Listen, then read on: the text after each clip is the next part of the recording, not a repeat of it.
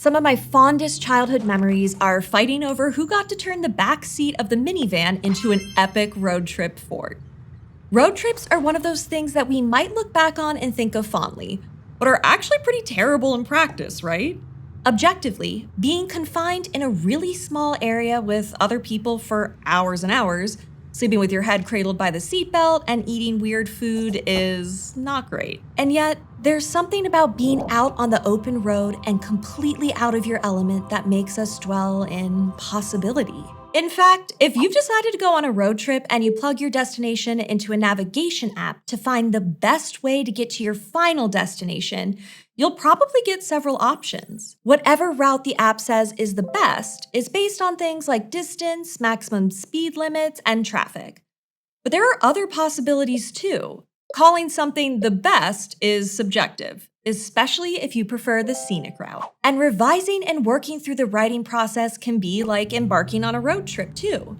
Except without your annoying brother less than a foot away from you at all times. When we revise our writing, we have to let go of the idea that there's one good way to write our projects. Instead, we use revision to think about different routes our writing can take, or even come up with totally new destinations.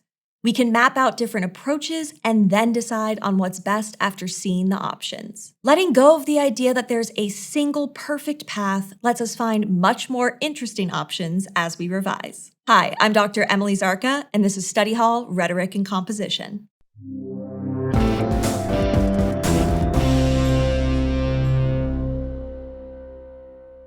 As we've mentioned before, revision literally means to see again. And sometimes, when we've been in the thick of drafting, it can be really hard to see anything but the original path or plan we've been on. So when it comes to techniques for revision, we're looking for ways to see our text in a new light.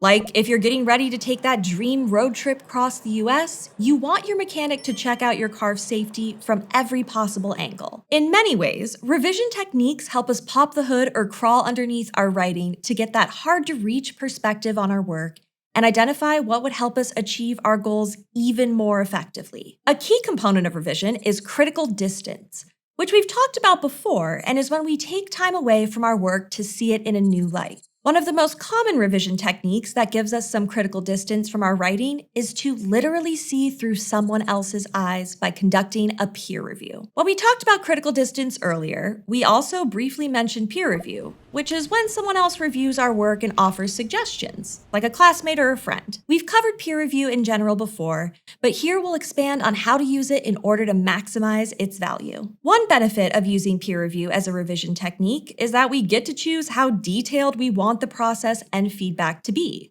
Like, we might ask a friend something as simple as, "What do you think?" But we have to be careful. Peer review's big pitfall is that it's easy for someone to either just offer general encouragement or be overly and unhelpfully critical if our feedback ask is too general. So in many cases, asking for specific feedback will end up being more helpful. Like if we have a list of goals or criteria that we want our writing to achieve, it's great to ask the peer reviewer if they see those things emerging in our work. We can also ask what spots were unclear, any identified jargon or big words, and what they think the main point or purpose of the writing was. Peers can give great perspective, especially when we clearly ask for what we want, but they still may not have all the answers. As the wildly popular author Neil Gaiman once said, "Remember, when people tell you something's wrong or doesn't work for them, they're almost always right. When they tell you exactly what they think is wrong and how to fix it, they're almost always wrong." It's not always true, but Neil does make a good point.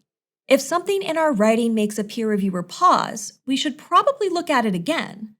But our solutions can be totally different from whatever they've suggested, especially since we probably know the topic or purpose or style a lot better. So take the critical distance peer review gives us as valuable, but adjustable. And unfortunately, we don't always have a friend right next to us who can help us. But we do have strategies that help us get critical distance that don't require someone to read our work. One way we can self-reflect to get valuable insight on a draft is called the talk to, which was popularized by composition scholar Kathleen Blake Yancey in her book Reflection in the Writing Classroom. With the Talk To method, we follow 4 steps in order to examine and develop our work in new ways. Each step requires taking on different perspectives and even role-playing, so that we aren't always reading our work as the person who's been staring at the screen for 10 hours and just finished this draft. First, we try to believe the text is the best thing we've ever read and jot down notes about why that's true.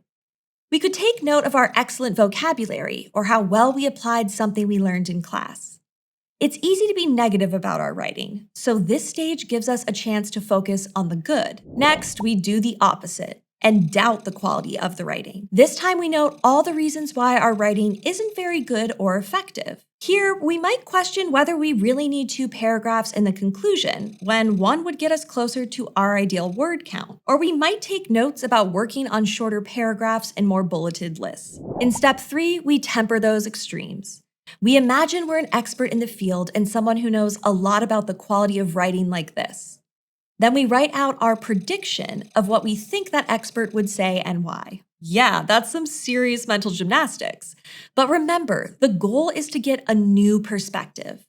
This might involve thinking about feedback from teachers or the things our bosses talk about all the time, or maybe how short to the point sentences are prized in our field, or how we should be avoiding repetition at all costs. The last step is to bring ourselves back in by writing out why we agree or disagree with the notes we made in the first 3 steps. This step leads to what really needs to change in our writing. Ultimately, the Talk To method isn't about getting to a good or bad verdict.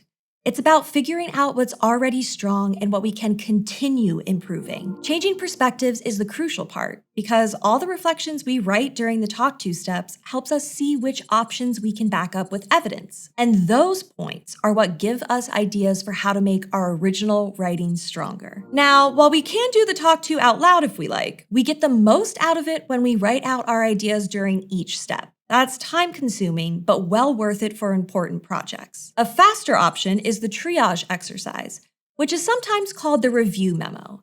It doesn't examine our writing quite as in-depth, but it does effectively help us identify what revisions to make. We start our triage exercise by listing all the goals we need our text to accomplish.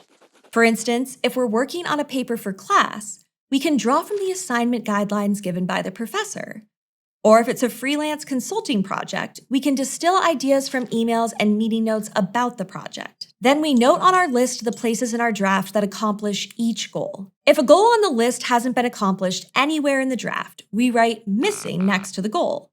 Even if we feel like a goal is only sort of achieved, we make a note because this is something that can be improved in revision. Ideally, we'd address all the partial or missing goals, but sometimes we're pressed for time. In that case, we can prioritize our list of goals so we can use whatever time we do have wisely.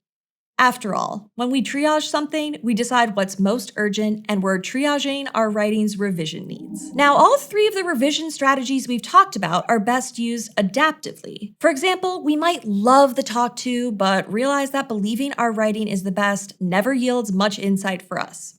In that case, we can skip this step or modify it, maybe by role-playing as a supportive friend eager to complement sections of the draft that are working well. All writers have to figure out what works for them in revision, just like each of us has to figure out the road trip route that works best for us.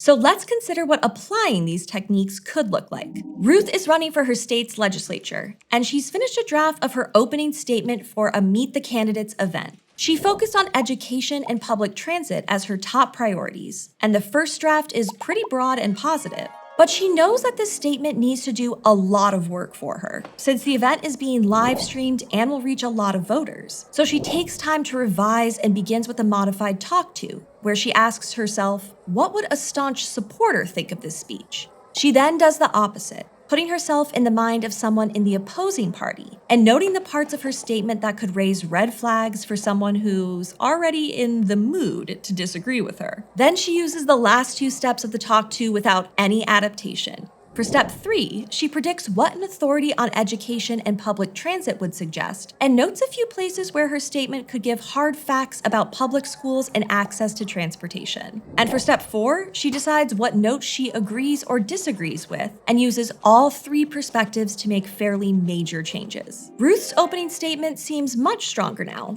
but she wants a gut check. So she extends her revision process by asking a friend to read the new draft. He notes some specific sections where Ruth can rephrase her points to prioritize her party's ideals without alienating people who aren't strongly tied to either party, since independent voters are common in her district. The combination of 2 techniques with a little twist of her own helps Ruth craft an opening statement that she feels confident delivering. It's one that shares who she is with the voters and makes a convincing case to elect her. There didn't have to be something wrong with Ruth's speech for her to decide to revise it.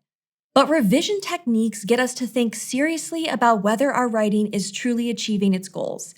And if it isn't, we're then able to make sure it does. When we revise, we might realize that the first draft is fine, but a new draft can do more of what we want it to do. Going back to thinking in terms of road trips, we may find that our revision doesn't just get us to consider a different route, it can help us to think so critically that we decide on a new destination. For instance, if your triage exercise shows more goals are missing than accomplished, moving back to drafting with a renewed focus may be the right next step. That's what makes revision so valuable and connects it deeply to the entire writing process.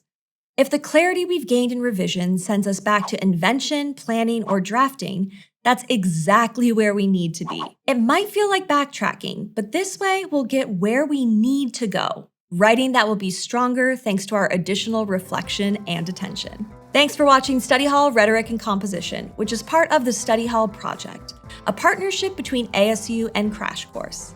If you like this video and want to keep learning with us, be sure to subscribe.